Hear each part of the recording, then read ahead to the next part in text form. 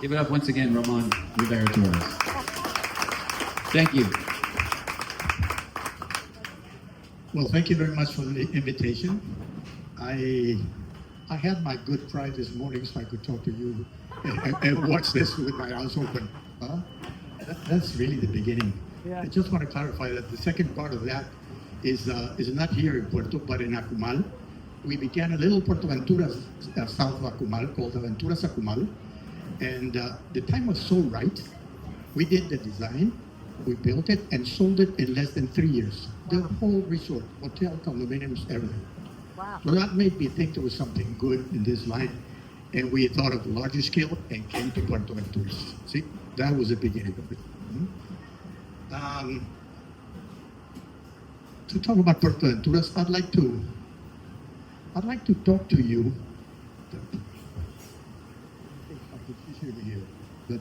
But I'd like to tell you how an architect like me accomplishes an orgasm. I think that giving a white piece of paper to a scriptwriter at the right moment in history, with the budget and the elements to do it and the total freedom, or giving a sculpture the perfect block of marble, or giving a blank canvas to a painter to do whatever topic he wants, that's the equivalent of Puerto Aventuras to me today.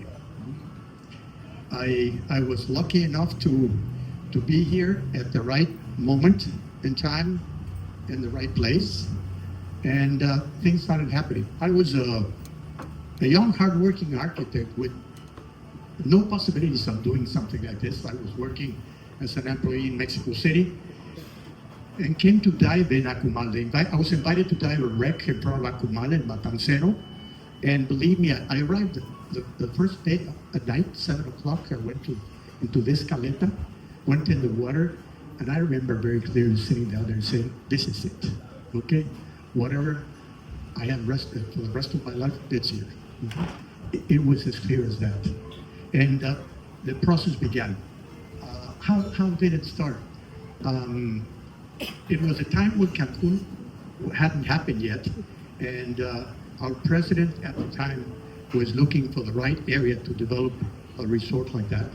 And he called me to work on the sites, to look for sites, not only for the government project, but for private investors. And God, I was a bachelor. He gave me a helicopter, a fast boat, and a motorhome. and there was Tulum and all the beautiful things, you know, around that. He gave me a beautiful life. And so I had the chance to choose the best spot. I could buy whatever he bought next to him. And first thing I had in mind was location. This was the center of what the corridor, the Riviera Maya, was going to be between Cancun and Tulum. It was the closest place to Cozumel in front. Cozumel was very important as a nautical place at the time. And it had a beach, it had a caleta, it had the jungle, it had the cenotes. Perfect location, see? So we started acquiring and we started doing a project for this. We did not have the means for it, but we had the idea. And the interesting thing at the time is that how it started. See, how do you do the first brush of paint on a white canvas? You walk the land, and in this case, I'll be specific because you know the place. I walked the beach and found a little tree next to the beach club and the best part of the bay there. I went out and walked the highway and found the two huge trees by the entrance. And I said, those two spots, put a line there to the topographer, and that's the main avenue coming in. Once you have the main avenue, you have to start working on the surroundings with lots. You place a marina here, a marina there, the golf course here in general, and you start tracing lines. And behind me, there was people working and cleaning out the area and preparing and tracing. We began the marina, the golf course, the first condominium, the beach club at the same time. But I said there was no means, there was no money for that. It happened incredibly. I was down here with a small table and my helmet, and people would come to me and say, I'd like to buy that room. said, I don't have a master plan yet. No, but that corner is going to be there. I'm leaving you a check. And on the other hand, the owners of all the properties around it came to me and said, I'd like to be part of that. I want to sell you my property. I said, I don't have the money for that. You will pay me with an apartment when you're finished, or you'll pay me with lots with services later on. And they gave me the land. The land that I came to buy that was 13 hectares turned into 320 hectares. Just like that. And how did it happen? I believe it was that I could project. If I looked at you in the eyes, you would know that I was speaking the truth. That came from my heart, and I really wanted to do it. I really believed in that. Okay. But let me take a step back a little bit. I don't want to talk about me. It's Puerto Aventuras, but there's something I must explain. I had a process of different schools in my life. The first was my father, who is an architect. He taught me human proportions. In furniture and building, we were carpenters. We built things together. But he also took me to travel and see all of the work of Frank Lloyd Wright in the United States, which I was very impressed with. And he introduced me to a philosophical world of Ayn Rand as far as principles of life and things like that. Very important school. And then I attended the University Iberoamericana in Mexico, which was dedicated to design, not structure, not design and functionality, which is very important because if you learn that in school, you go along with it. If you don't learn it in school, you never learn it in professional life. So I had that basis of the aesthetic and creative part of architecture, always functional. And then my first job was with a big developer in Mexico who did Cocoyoc in Mexico.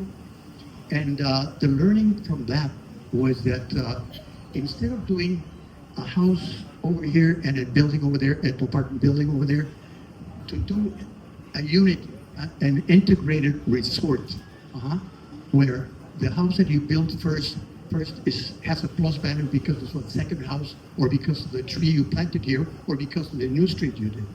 It's a whole new, different concept. I understood that, fell in love with that idea, and I started working on that. But then I came diving in Akumal, and I found another great teacher, the creator of Akumal, who I consider to be the first pioneer developer of this area, Don Pablo Bush. He created Akumal. He taught me one thing. I talked to him about this unity of an integrated product, and he said, yes, I agree with that, but you're not selling a first home in which you have to get a loan for it and you have to do. This is, you sell fantasies here, you sell dreams, you sell your vacations. So loosen up your hair and do something beautiful. And he was a master in selling the adventure. At that time, very small in this area, he would pick you up at the airport in a van looking like Africa. He would give you a helmet, and he would give you your fins and your snorkel, binoculars, and said, enjoy nature. He sold you the adventure. And that was my learning from him. And all that put together, I wanted to put on canvas in Puerto. And if that sounds like a lot of ingredients that make it complicated, there was another more complicated ingredient. In Puerto, I not only wanted to put bricks together to look beautiful aesthetically as an architect, not only wanted to do the different buildings in harmony among them, I considered the human factor. I was thinking of the community we wanted to have in Puerto Aventuras. And when you start designing and putting lines together, that's the most difficult part. You begin with some formulas that didn't work. For example, instead of doing a bar or a bottle home to sell immediately, we did a school. We did a cultural center. We did a museum. That told me that we were going to attract a different kind of tourism. You must think that at the time, the touristic jewel of Mexico was Acapulco. And Acapulco was beautiful. It was a nightlife. And it had a lot of beautiful things, but it had a lot of flaws also. But those flaws were not important because if a tourist didn't like something, you gave him 2 moppets, and that was it. Everything was okay. No, we wanted to do something more minimum for more substantial. And that was a complicated beginning, but it worked. There was people who understood it, people who came to us and worked with us in the beginning of this. The beginning of Puerto was easy. Everything came, and we worked around the clock. I was a nightlife person. I used to design from 7 at night to 4 o'clock in the morning, but my partners would get up at 5, pick up the plants I made, and started working here. So when I got up at 11 or 12, I could come and see that the foundations were already there. So the rhythm was really, really good, and that created confidence. And I believe it brought the right kind of people to this community also. So that was the beginning. That was the beginning of it. And when I see these images, you may think, wow, how lucky these guys were. Look at all this water over here for the boats. That was not there, That was not there. This large area of water was chipped every day with machines, for 35 years. 2 machines, one chipped, the other one emptied out. Chip and empty out. That was 35 years, 24 hours a day. See, that's the way it happened. And also in this process, we had to be open to adapt to the wishes and the desires of people who came to here. If you look at, I left a couple of books here, and we have more for you if you like, that show the beginning and how the master plan changed every year. I was so in love with the project. When you fall in love with something, you don't want to change it, no? In this case, it was different. Every year, I would travel again and look at things, learn from other places to adapt our master plan. Our master plan looked very different every single year. If you could see the first one, it was all green. Considering I was from Mexico City, the most attractive thing you could do was a golf course. Here, the value is the water. So the master plan started changing from green to blue in time. And I'm afraid I've made a lot of mistakes at the beginning. I would have avoided the golf course here, maybe do it on the other side of the highway. Water was very important. We should have done a lot more water. If I had a chance to begin again, there would be a lot of things I would change. And it's always like that. You do something and you feel happy with, but it can always be made better. And that's where I am today. See, I do feel that we, my team, have learned a lot. It has been a great experience. And the best thing that could happen to us is another opportunity to begin something without the mistakes we made here and putting in paper all the things that we learned. So I thank you for your time, and I'd be happy to answer any questions if you'd like.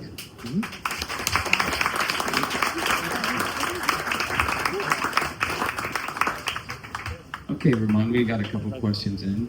One was how specifically how was the beach made, since it was all rock down there originally? How did we do the sand part? Okay, we had. I'll take a step back because we did something important in this. If you look at the Riviera Maya, the coast of the Caribbean, it's rock, straight line and rock, and then a bay, and then rock, and then a bay. The beaches were in a bay, but more than half of the length was rock. So it did not have the vocation for tourism, see? Well, we took this one and we had a bay with beach, okay? Our beach was 10 times wider than it is now.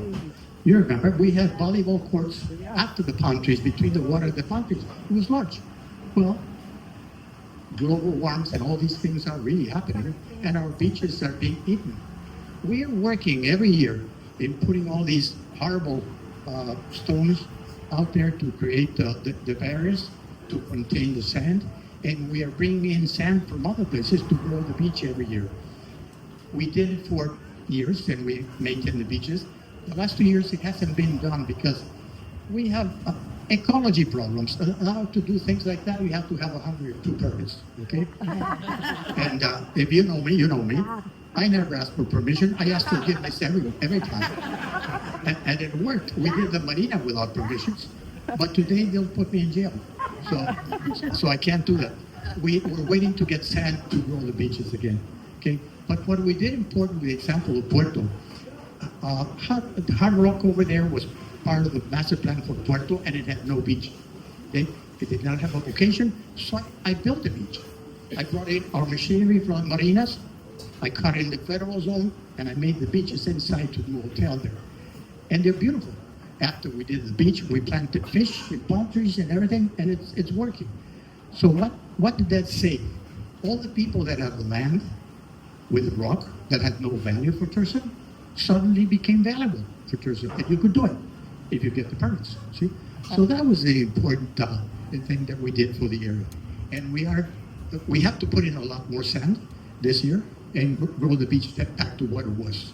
Don't you think the hurricanes ate some of the beach too? I mean, we did have 2 Class 5 hurricanes in a row in 2005. Yes, of course. Of course, it's the hurricanes that take a lot. Some of that sometimes comes back, Yeah. but it's the daily thing. You see, if you notice, the high tides have changed from 10 years to now. The wind, the southeast wind, is more frequent, and the barometric pressure also. If you put those three together, the water rises, and when the water rises, it takes away the beach. See? So we have to work back on that. And we don't want to hurt the reefs, we don't want to hurt nature, so we have to do it little by little. People tell me, instead of doing that little by little, why don't you put it on the reef and then bring in the sand? You can't. You can't. You have to do it step by step and let nature work with it. You put in the sand and let nature accommodate it. Okay? You put in more and let it accommodate it. So that's how we do it. You mentioned community was one of your toughest challenges when you were laying the place out. How has the plan adapted over the years to the community? Has it been like response back and forth? I mean, how have you helped grow the community in that sense? Ooh, it helps. Well, you can't win them all, right? I believe that when this was a smaller town, it worked perfect. It worked perfect. But because they let me be a dictator in many ways, that was good for me. Well, you had a vision. You had a vision. But people living at the small town, we communicate better, and communication is all. When people understand things, and we all work together, we've grown. But also the pandemic. The pandemic changed a lot of things for us, okay? For the good and for the bad. You remember the decision we took for pandemia. I called the governor, I said, I'm sorry, I'm not closing. And he said, yeah, I'll have to find you. I'll find you a little bit. I'll have to find you. And we didn't close. People lived their life here. You would see the kids with their surfboards on the streets and people going here and there. We didn't use those things. We didn't have any casualties. But what happened is that a lot of people saw that, and our population grew almost 30%. And it grew with younger couples, small children.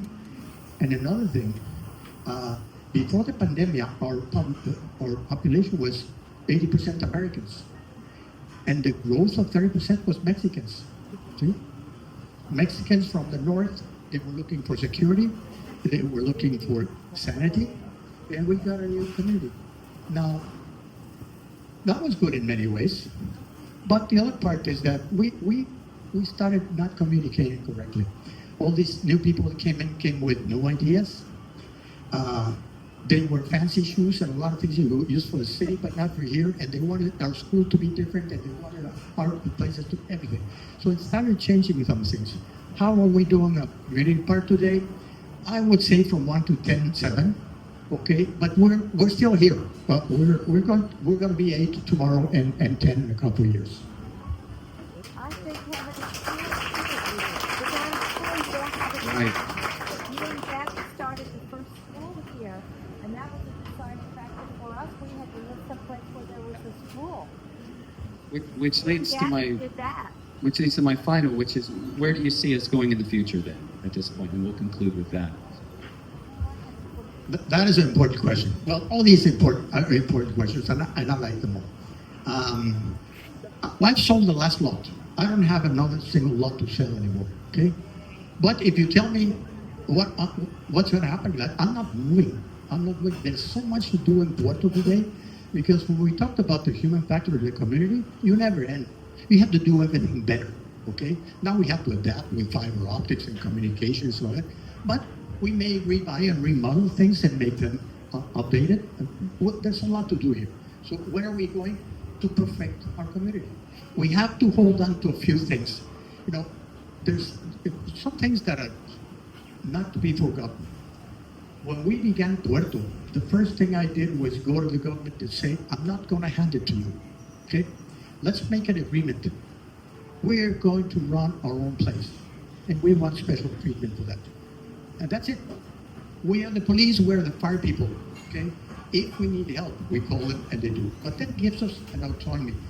You have to value the meaning of stepping out your door to the street, and the street is not public. The street is yours. You have a vote and you have a saying there. Okay? That means a lot. And afterwards, the water. Okay? Water in Mexico was going crazy. The government was not doing things. So we got a concession to do our own water. And we did the water with wells. Difficult process. We just started reverse osmosis, adapting to the modern one. And we're going to go on with that. Okay? Electricity also. We made a special, there was no electricity. They told us electricity is down past Playa. You want to bring it from there? Do it. Okay? So we had to do ourselves. That's all I can tell you the things that were difficult at the time. I'm most forgotten about that. But that was the process. And today we do have an autonomous community run by us. And that also is good and bad. If we have a good communication, we all go together. If we don't, we may not go together and separate. But I trust that we will. We'll go the right way. Thank you, Román. We appreciate you being a part of this and the vision you built here to allow a film festival of international stature to occur here. And once again, Román Rivera Torres, everybody. Thank you. And I'd like to add that for tonight's red carpet, we're starting at 6 o'clock at Dreams, so make sure you have your passes on you. That's the only way you're